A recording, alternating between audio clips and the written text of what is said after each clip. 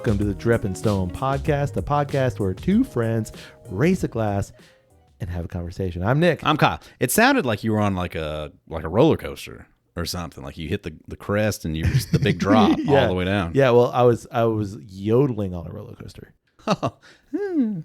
Wait. I mean, it was fine. It was fine, but you know. I didn't ask if it was good or not. I was just telling you what I was doing. Oh. It doesn't have to, listen, like my creative endeavors don't always have to be good, Kyle. Okay. I mean, you know, most of what we do is phenomenal. So like some things are just going to, you know, they're just for you and I. Yeah, but you're not afraid of a little criticism. Oh, no. You know, let me know what you thought. Sure, yeah, you know. But I didn't ask for it. Well, but, you know, you can handle it. I can, yeah. You can tell me where to put it. And that's fine too. Well, I'm not hurt by it. Okay. And I appreciate your criticism, and I will go back to the workshop. It was a piss poor yodel. That's all I'm going to say. I just leave it there. It was, like there was no hey he who, none of it. What? Wow. Like, you think that a yodel has to have a hey he who? I think it does. Yeah. No, I feel like you're living in a yodel box. Yeah, like you feel like the yodel must have a hey he who. Okay. And I understand that perspective. Okay. But you're wrong. Okay. Fair enough. I'm just going to say, like, go back and listen to what you did. You relented really quickly. Go back and listen to what you did. Okay. And tell me if it would not have benefited from a little yay-hee-hoo at the end. Oh, it's a yay-hee-hoo, not a hey-hee-hoo? Whatever kind of flavor you want to throw on it, man. Well, the flavor was I omitted it. And I think it would have benefited with some added flavor. Okay. Hey, welcome. Welcome to the podcast. Yeah. Kyle, let's invite all of our friends to drink along with us. Yeah. What are we drinking? Whatever you want. I know what we're drinking. I do. I know what we're drinking. But you can drink whatever you want. A little warm milk. Ooh. Is it nighttime? Sure. Did you ever do that? I didn't. Me neither. Like I watched enough cartoons where that was a thing. I tried it. Assumed Did you try it? Well, I mean, I've had warm milk, sure. But like not as like a nighttime. Like this is gonna set me right. Who was like, yeah, this is the nighttime drink. Yeah. This will make you fall asleep. No. Like it's gonna get you in curdle really quick. Gross. Like I feel like if you just drink a bunch of warm milk, like it's just gonna be heavy. It's gonna sit in there. Well, I mean, I suppose that makes sense. Like if you're hyper, sure, and you're is like a return to like baby thing, like like could be, but I think it's just like that concept of like when you eat a lot, you're heavy. Sure, and you want more fat. I need a nap. Okay. Oh, I see what you're saying. So then why not just like I don't know, eat a bunch of ice cream? I mean, you could. Sure. That's also a bacon option, right? Oh, that made me go turkey. Nighttime turkey bacon sandwich. Out. I'm having trouble sleeping. Have you had a turkey bacon sandwich? Oh, I've got to go make one right quick. Now that you mention it. God. Yeah. Okay. On that note, you want to drink something? Yeah. Let's have a drink. What are we gonna have? Man, we got a bottle. We do. We got a bottle that we have been trying to get to. Yeah. For like 2.5 years. Is it really that long? I bet. Because I don't think I think I got this bottle not long after we did that original Loch Lomond episode. Oops. Just teased it. Nah, you didn't. Everybody read it. Yeah. Do you want me to look it up? I'm going to look it up. Yeah, look it up. Because I was so impressed with that Loch Lomond spread that we had. Yeah. That when I saw this and it was at a good price, I was like, absolutely. Japanese soccer fans on Loch Lomond 12 year with two variations, 12-14, 2022. Wow. Yeah. Yeah. Wow. So like almost 2.5 years ago. Yeah. Called it. Wow.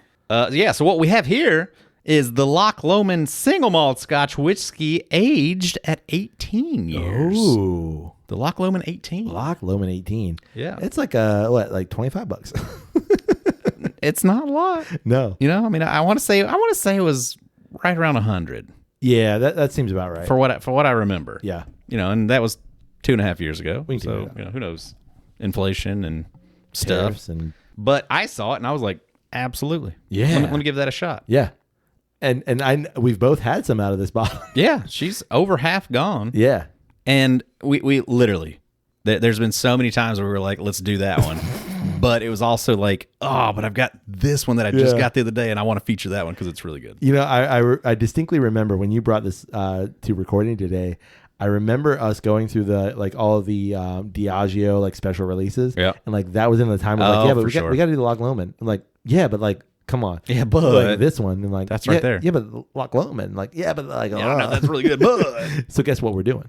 we're finally gonna do it. Finally, We're gonna do the feature Loch this thing. Lomond 18. Yeah, which I absolutely love because Loch Lomond, even today, 2.5 years later, it's still a bottle that I recommend. That like if you just want a Scotch, go with the Loch Lomond. Go with the Loch Lomond 12, and that even that Loch Lomond, like the NAS, like fantastic. Especially if you haven't had Scotch other than a smoky Scotch. Absolutely. If you had Lefroy Absolutely. and you were like, I don't like Scotch. All right, well, cool. Let me steer you over here. Yeah. Give this a shot. See Correct. what you think. Correct.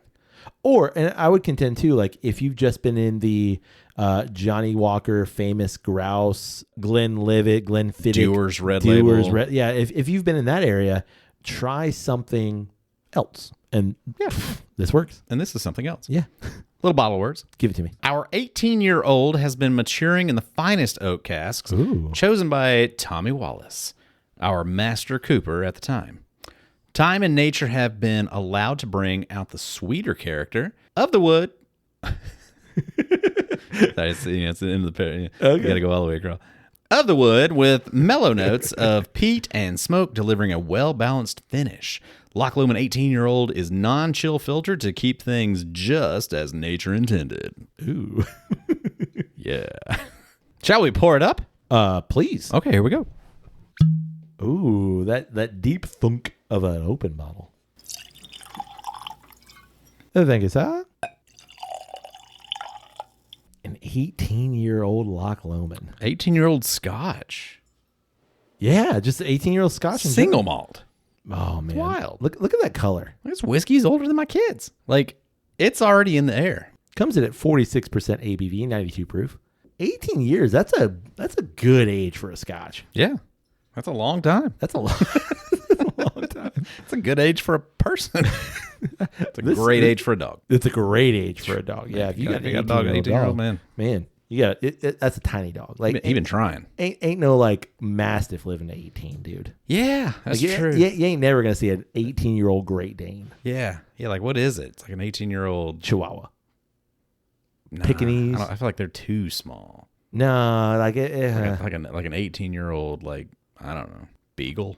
It's gotta have like some like. I feel bad for an 18-year-old beagle. like just How old's Snoopy? He's old. yeah, Snoopy's also fictional. No, it's definitely going to be what's like a Pomeranian, like an 18-year-old. God, could you imagine an 18-year-old Pomeranian? Jeez, just peanut brittle. Poor dog. Yeah. Like, listen, you need to. Don't touch him. Don't touch him. I'm just gonna pet him. Oh, I'm so sorry. I love the golden color, man. Like that is just beautiful Scotch. Yeah, genuinely. Like I still go to Scotch and immediately think something light. Yep. You know, in that golden hay Yeah. kind of color. And like this color Chardonnay makes me think that they are not adding any color because, like, again, how many Scotches we've had that are like just adjacent to water. I mean, agreed. The price of the bottle makes me think that they are. Yeah, but it's 18 years old. I mean, I agree. It ought to be able to have some sort of color to Sure. it. But just okay.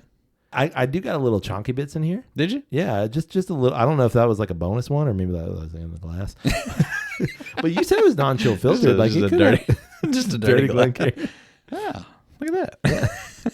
No, I would never besmirch the name of the Glencairn. It was Besmirch. besmirch. It was definitely Loch Lomond. Yeah. I mean, I think I did notice it when I was pouring. Now I don't see But it. no, I though. don't see the same thing in there. You got the one. I got the one little got it. floater. Yeah. Okay. On the nose. The first word that hits me is rich. It's just rich. For me, the first words are malty caramel. Oh. Yeah. And I think that's where I get rich. Like it's like decadent. Like it's like a dark chocolate cake decadent. A lot of fruit. What fruit do you get? That is a really good question. I feel like it's a Apricot? like a fruit cake.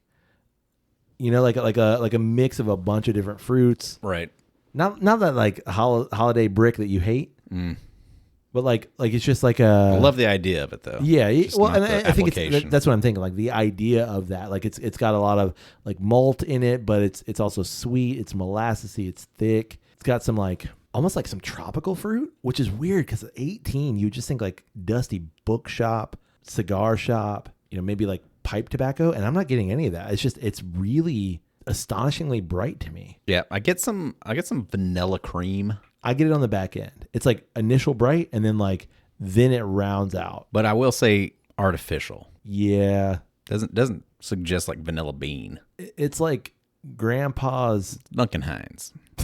Yeah, it's like grandpa's corduroy elbow patch jacket, but grandpa's using sugar free. All right.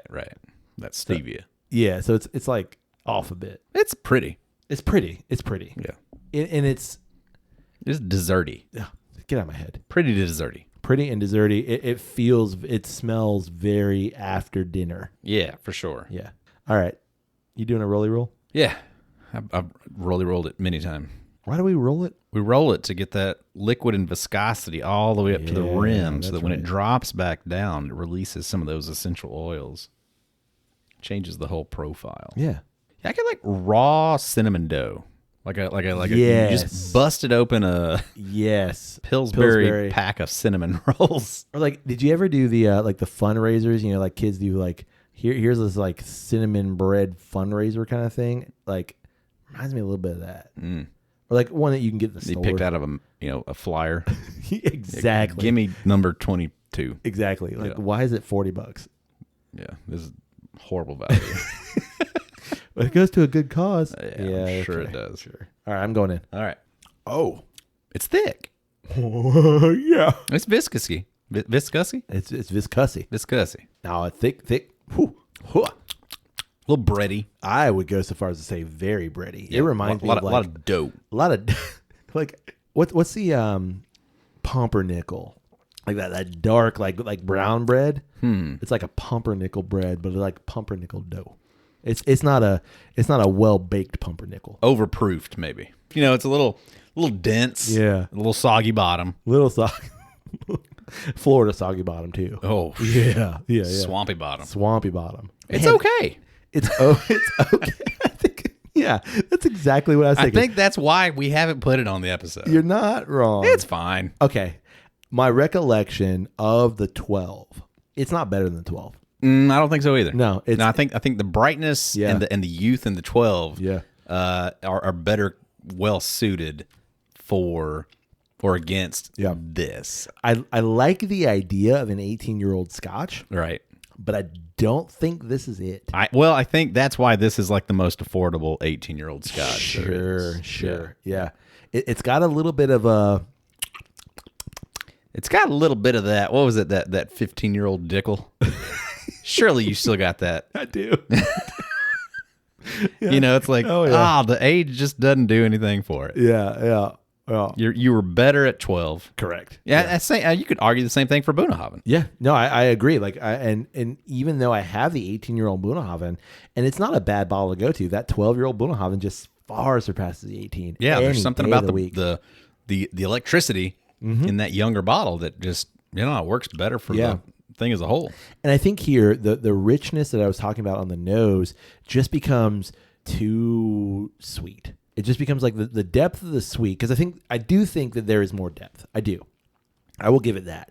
But I think the depth of the sweet becomes like the syrup that you put on like a sundae, like the cherry syrup or like the pineapple tidbits kind of syrup. You know what I'm talking about? Pineapple. Oh yeah. Yeah, like you would put on like a banana split kind of Right. thing. And so it leans that, but like it doesn't go anywhere. It's just like sweet. And like yeah. There's no bitter to speak of, and it says lightly peated. Ooh, what? Does it really? That's what I read off the back. Clearly, when I was reading it too. And so I you're right. get nothing remotely close to that. And like the only bitter is maybe like a sweet bitter, like an overly sweet bitter. But I don't even really get that. No, it's chuggable. Yeah, I think you could throw this on ice, and it's like, enjoy your sweet tea, and correct, gone. Yeah, like, easy. It even has like a sweet and low kind of feel to it. It does have a sweet and low nature. And granted, we This is not our first pour. No, for sure. So maybe we're working back from like a higher proof, but like even like the 92, it's on the back end, but like just like I could absolutely drink the rest of that bottle. And I don't think I would be My take is this. battling with it. I'm not disappointed by it. Like there's No, there's nothing disappointing. It's fine. It's fine. It's Yeah. it's okay. But I grabbed the 12. That's Oh yeah, just it. sure. Grab Yeah, the yeah, 12. just save you the money. Yeah, there's no. It's a better drink. Yeah, you don't And you're get. going to save It's diminishing returns. $60. Easy. You know? Like you're not getting you are getting an older product, but you're not getting a better product. Mm-mm. And I don't even really think there's anything in it that makes me think, oh, there's the age. That I literally like get out of my head. Man. Sorry, man. I beat you to it. No, well, you're right. There's nothing that I'm like, oh, that's why. Right. Like, for example, when you get the 8-year Lagavulin and then you put it against the 16, or like the 11-year Lagavulin and you put it against the 16, you can taste, oh, there's the difference. Right. But here, no. Even that 8-year-old wild turkey that I've got versus like just a regular wild 101. turkey, yeah. Like you can absolutely like, oh yeah, like there's a shift there that's from the age. That's Right. that extra 4 years right there. Yeah, and if you're not giving me a proof difference, which I don't expect, No, I don't necessarily need it. but what I'm saying is like if you're not giving me a proof difference and the age isn't making a difference, just go with the 12. Yeah, just Like that's that's it. keep that $70 in your pocket and you're good to go. Buy 3 bottles of the 12. There you go. It's good. It is good. Yeah. I'd pour that over ice cream. Oh, Be fantastic. Or with like some chocolate cake, Yeah. a little Oh, hot fudge. yeah. Like you get your like your Black Forest cake, and you just Blah, blah, blah, blah. yeah, All over it. What's the I think it's just called Christmas pudding, like British Christmas pudding, and like it just like boils in that like bowl forever. You put But is that like cakey? yeah, it's cakey I don't understand. Like, I mean, that's like that whole thing of like, you know, like fries versus chips, or crisps. Sure, Yeah. I get it. It's just and then like, different but word, like pudding. right? It's just You the know, like sweet thing. our understanding of get pudding it. is like a whole Oh yeah, no, different concept. But what I'm I saying don't is even like, know if they even have a word for that over there. I think it's also pudding. What do they call I think it's pudding? pudding. Like, what do they call our version of pudding? I think it's pudding. It's Like it's pudding. gloop. I don't know. Well, that's That's what it is. what would you like? I'd like a bowl of Can I get gloop. some vanilla gloop? No, like so that Christmas pudding you usually put brandy. Gross. Thank you. Like you usually put brandy over the Christmas pudding and like you light it on fire and it Sure. does a whole presentation thing. Sure. I feel like you could do that with this. And like it's totally perfect. agree. And it'd be like incredible. Yeah, It's like a perfect. great little thing. Exactly. Yeah, just over a chocolate sponge cake. Oh yeah. Just let that just soak it all like up. what's the Vanilla boop on top, little Yeah. caramel drizzle. Vanilla go to gloop? town. Nah, vanilla ice cream. Okay, boop. Yeah, boop not, is not, different not than gloop. pudding. Yeah. Not pudding. Okay. Pudding? Not pudding. Where are you from? Great. Alabama. I can tell. Yeah. Yeah. Okay. All right, Kyle. Now that we've got a great pour. Yeah, you're like slowly sipping over. I'm sorry. I'm saying you want me to drink fast? No, you're fine. You're fine. What would you like to talk about this week? I sent you over a thing through the Drippin' Stone feed. Don't know if you saw it or not. I look at all of them. Really? Yeah, I don't respond to all of them, but I look at all of them, and then I go dismiss. Oh, No, I'm just kidding. No, I'm no. kidding. Guys, it's the only way that we can like put those things across to each other because you don't have personal accounts. So, No, yeah, not there's usually. no other way for me to like unless I like it's an extra step. Anyway, yes, I sent you a thing. Yeah. Through Instagram. Okay. It was what did they call it? The Pottery Paradox. The Pottery Paradox. Yeah. And it was this contemplation over a pottery teacher addressed his class Yeah. and split them in half and gave each side an assignment. To one side, he said, I want you to make the most perfect piece of pottery. Yeah. Let's say it's a vase. Yeah. Make the perfect vase and submit that to me. Pause. You say vase or vase? Honestly, it would depend on the circumstance. Okay. Continue. I was just curious. Just broke your brain. I got Yeah, it. I'm trying to think where would what would I do? I don't know. What would you call this? That's a. I would always say I would vase. probably say vase. Yeah, I would actually. in every occasion I'd say Where would vase. I go vase? I would never go vase. Only if I'm in France, probably. So, and then the other side of the class, Yeah. he tasked them with making as many vases So that sounds awful. Vases. Vases. Make the vases. Sure. Make as many as possible. Sure. So it's So one side is make the perfect. Yeah, and make one side one just make as many. perfect. Yeah. The other side make as many as you can. Okay. And the outcome was Yeah. that of the ones that made as many as possible Yeah. learned their craft so much better. And ended up making A better vase. Yeah. Sace. Can we just say pot? Can we say pot instead? I guess it'd be easier. That sounds like marijuana. Maybe, but like Made a better ceramic vessel. no, it's too no. Okay, vase. But yes, they were able to make the better vase Yeah. than the ones that were tasked with making the perfect vase. Yeah, so the paradox being like if I've tasked you to make the perfect thing, then you're probably going to focus on and mull over an item to a degree where like now like you almost suffer from perfection fatigue versus if I just tell you make as many as you can. Anxiety. Yeah. If I tell you to make as many as you can, you're just pumping that stuff plow out through it. Yeah, pumping that stuff out. So like eventually I'm probably going to make a good piece. Right. And like maybe I'll take some time with another piece. Right. Yeah, like that's the inherent nature of that paradox. And yeah, I mean, it certainly relates to that whole idea of learning through failure. Yes. And not focusing on the grade Yeah. per se. Just like be willing to fail as many times as you need to be able to understand the task at hand and master the thing so that now that I've got it, I can do it on repeat. Yeah. Well, I think it also speaks to the exploratory nature of creation versus like the stagnation of perfection. Evolution? Well, That was a joke. oh, You said creation, I did. and I said evolution. Sorry. The oh god, Sorry, it was really funny. I thought it was really funny, and then you just rolled I over didn't. I didn't get it because I was in my head and I had a thought. You were in I did. creation. Correct. And I wasn't in evolution. Right. So like in the exploratory nature of creation, like you're just trying to get stuff out. And so like here I am just making a thing. And so you kind of like take joy or at the very least, like just I'm just trying to create things. Sure. Versus like, am I trying to craft the perfect thing? So then you get like marred in this idea of what is perfection. Sure.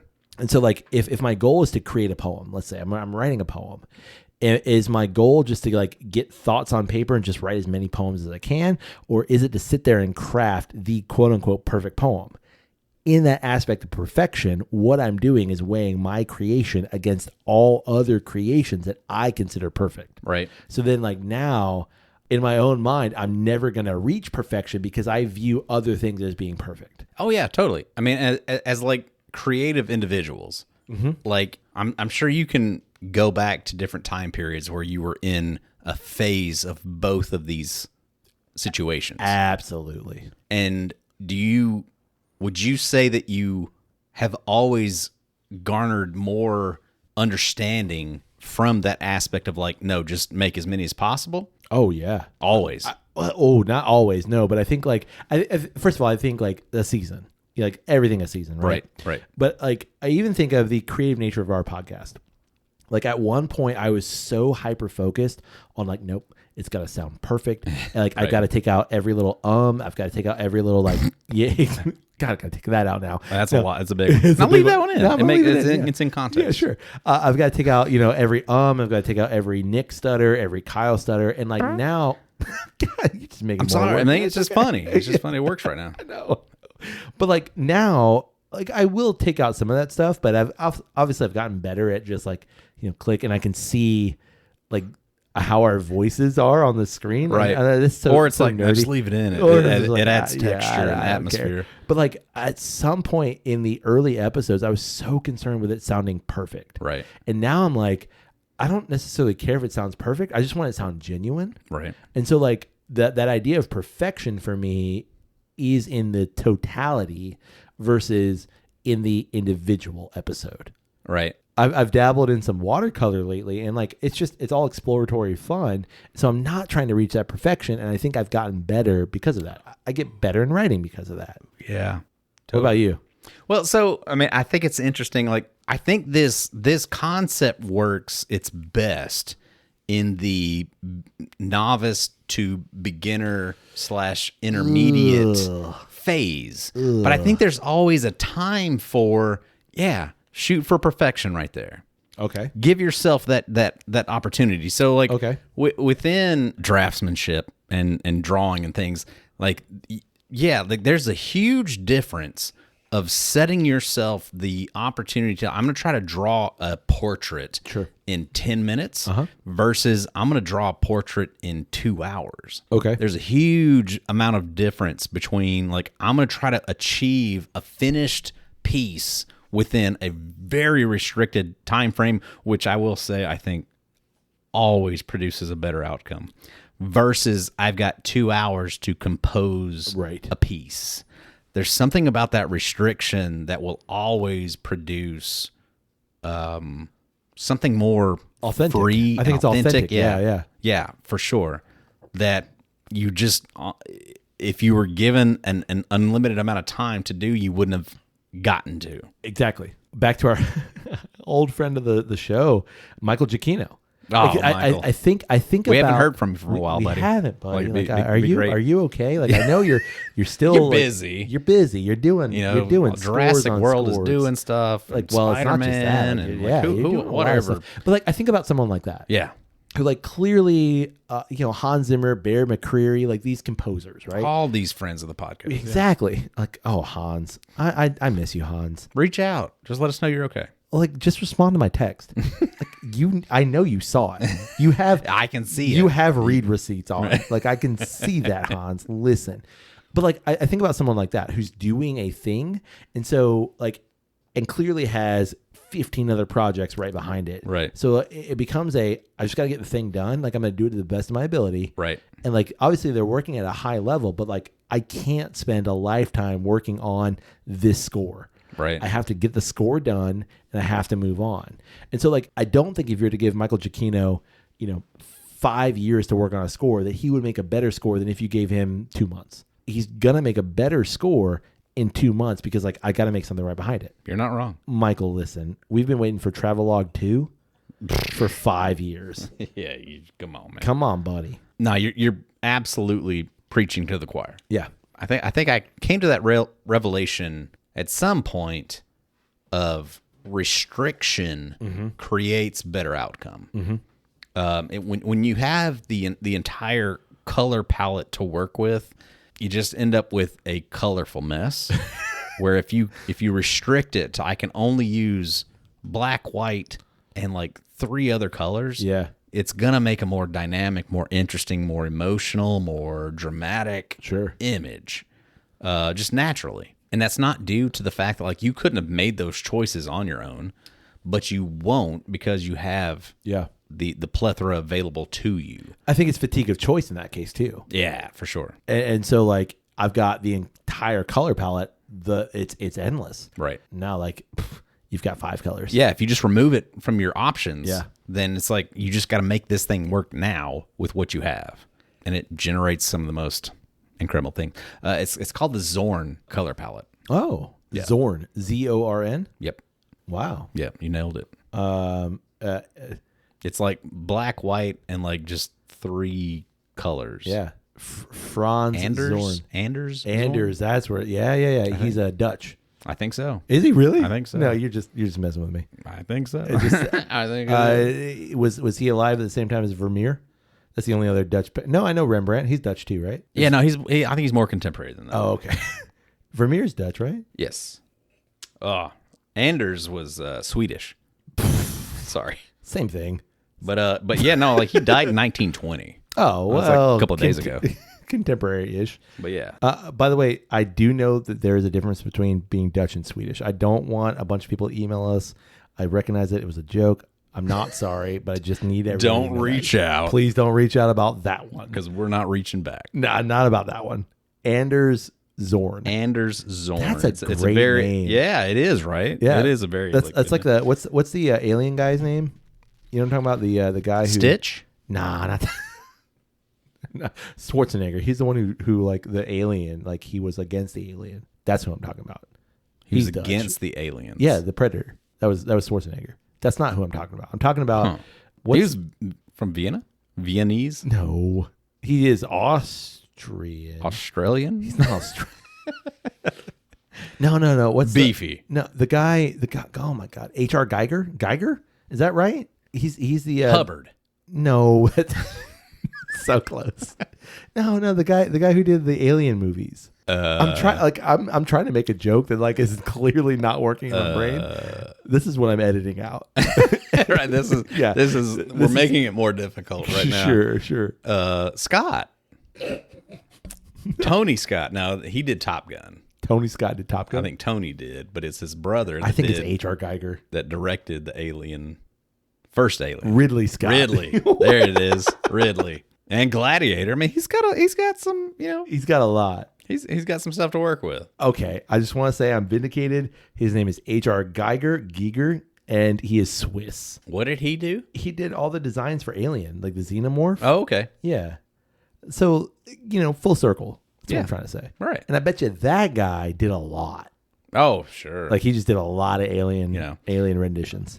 Like Van Gogh. Sure, did a lot of Starry Nights. Just studied painted like crazy. Water lilies to no end. Didn't sell a painting in his lifetime. Did he really not? Not a single one. Wow. Even like the famous ones? No. He's Haystack, right? Like 15,000 Haystack, variations. Starry Night. Yeah. Like cafe stuff. Cafe stuff. Yeah. He's water lilies, right? No. Oh. That's okay. Monet. Vermeer. Or Manet. One of those. There's two different guys, Monet and Manet? Yeah. No. Yeah, my guy. Yeah, absolutely. Come on, you just made that up. No. You just made that up. I don't know. I was literally just in New York and in the water lily room. You're like, y'all spelled that wrong. I think it's Monet. It's Monet. Yeah, you don't have to look it up. I know it's Monet. Could be Monet. It's not. It's Monet. Are you serious? Like, yeah, it's Monet. But I'm saying like no, I really didn't know. Did you know there was two? I had no idea. There's Monet and Manet. Legit. Yeah. I had no idea. Yeah. Interesting. Monet versus Manet. It's the same. No, it's different. No, people. I can It's see it, but like people. basically they're Monet versus Manet. I see that, but it's basically the same painting. Like Manet did like figurative shit, sure, and Monet was like impressionistic, and right? Only did like this kind of shit. Yeah, they're alive at the same time, though, right? They were contemporaries. Yeah, yeah, and they're fighting like grudge dukes match. up. Like I feel like they would be in Celebrity Deathmatch, like the old MTV Celebrity Deathmatch. Yeah, but like I'll gloves off, hardcore boxing. Yeah, like for sure. Let's go for sure. You still got an ear? You still have an ear? Yeah, I'll take off that ear. Not after this fight. I'll tell you that. Correct. Yeah. I just back to the paradox. It ultimately proves that the pursuit of perfection is the folly. Like I'm not saying like don't make a thing and like try to perfect it. I'm not saying that, but I'm saying like if you focus so heavily on perfection, especially like what you mentioned early on, like that is the folly. It's no, just create things. Just get as much as you can out, and then you will start to find perfection within that. And then at some point you can, okay, I'm actually going to create the best vase that I can. And here it is as of right now. And I think that will free you as a creative in terms of like, no, this is the thing that I can make now. And I'm okay with like how I view perfection right now. I bet there's really great examples of this, but here's my theory. Okay. I'm going to say Steven Spielberg. I know him. Yeah. All right. So Pod Pal. Great friend. Yeah. The way you said friend tells me that you actually don't have him in your contacts. Great acquaintance. I know of him. I've heard of him before. Yeah. I bet the movies that he makes now, he's able to absolutely like take his time, elaborate, do the thing the way that he wants to do the thing. But I would say like, has any of the movies in the last you're making a good point. 10 years, are they any of those movies that we like absolutely cling on to as like, nope, that's great Spielberg? Nope. Or do we look back at like Jaws and Jurassic Park and those movies that E.T., were like as like things that were probably made on such a smaller budget and a time constraint and a much more time constraint and things that made such more memorable. Yeah. They made him who he was and is. It's that kind of a thing. But I'm sure there are examples of like composers or authors that absolutely are the reverse of that, of like, yes, they absolutely plowed through medium at this age, and then finally when they were to the point of let me express myself, were able to make some amazing things. I'm sure that exists, but it's like hard to think of. Whereas, like, I think it's easier to think of examples of the prior. Yeah. So in relation to that, I listened to John Green and Hank Green's podcast, and John at some point, and he's mentioned it multiple times, but at some point mentioned like the idea. You've been listening to the sex crash course? No, I actually listened to the entirety of Religion. Oh, yeah, that just like that's a new one. Yeah, it's like, well, that was the old one. Now the new one is they're doing one on sex, but it's not it's not them. It's like somebody else. Yeah, it's like their company. But John did the Religion one. Yeah. It was really good. But he talks about like I had infinite time to write the first book, which I think is Looking for Alaska. I had infinite time to write that, and then when I wrote that and it got published, then I had now I've got a book deal, and now I've got to crank out some books here, right? And so like I don't have infinite time, so I just got to get the thing done, and then. So in some ways, like that constraint then makes the thing. Right. So like initially as the creative, like I have this infinite time until like now I'm known and now I've got to make the thing and I just got to get it out. And then at some point you transcend that. And now like, again, you have infinite time. But I think in most cases, the best work of an artist comes from that. Okay, I made Duel and Duel was made and it was fairly well accepted. And now I have the ability to make Jaws, but I've got to make it. Right. Like I run into all these problems, like the stupid shark is, being stupid and like, yeah, okay, but I made Jaws. Right. And like, then I get to a point where I can make Jurassic Park. Right. And like, I can make it. But then like you get to Ladder and now Spielberg and you're like, yeah, it's good. Yeah. You're Spielberg. They're still great movies. They're like very enjoyable, but they're not. But it's not these ET. iconic. Correct. Huge tent pole. Right. It's not Raiders. Cinematic events. Exactly. Yeah. It's not those things. Right. It's the constraint of having certain things placed upon you to make greatness that makes you making diamonds out of coal. Oh. The pressure creates this incredible thing that without that it would have never been made. Right. And you need that. You need those restraints. You need that pressure. On that note, you got anything else? No, I don't think so. I do have a little bit more whiskey in my glass, and I'm not disappointed by it because I'm going to drink it. Good deal. Yeah. You want to drink with me? Okay. Cool. Let's end this, and then we'll finish it. We'll drink some whiskey. Exactly. More whiskey. More whiskey. We'd love to know, what do you think about this idea of the pottery paradox? Yeah, like give me the example that I'm sure that it exists, that somebody that like they learned their craft over years and then they were finally tasked with making the perfect thing and they crushed it. Yeah. They made the perfect thing. I just can't think of it. Like I'm sure there's like a potter or like I don't know, a blacksmith. It's Dale like Chihuly. Yeah. Maybe like something like that, like that their magnum opus succeeded, and it's the best example of their work. I'm sure that has to exist. I'm sure. I just can't think of what it is. I'd also love to know, like, for our listeners, like as individuals, what is their process? Because I know that like a lot of our friends are creative people. Right. Like, is it just like, let me crank out as much as I can? Or like, nope, I've been grinding away at this one thing for 5 years. I'm trying to perfect it. Right. I'd also love to know, what are your thoughts on the Loch Lomond lineup as a whole? Yeah. Tell me what your favorite expression is and why it's the 12-year-old. You can get in touch with us through email. It's drepandstone@gmail.com. You can also get in touch with us social media. You can do it through social media. I don't know if you can do that. Oh. But on social media, it's always one word, Drep and Stone, DREPN Stone. You find us, like a thing, share a thing. We'll comment back on your things, and it's a great little collaboration. Yeah, find one of our pairing videos or just some of the funny, stupid things that we're doing, and just give it that little heart. Just go pink. Yeah. And we'd love it if you support the podcast. You can do so through our Patreon page. It's patreon.com/drepandstone. Helps keep the recording machine recording and the videographers in pay.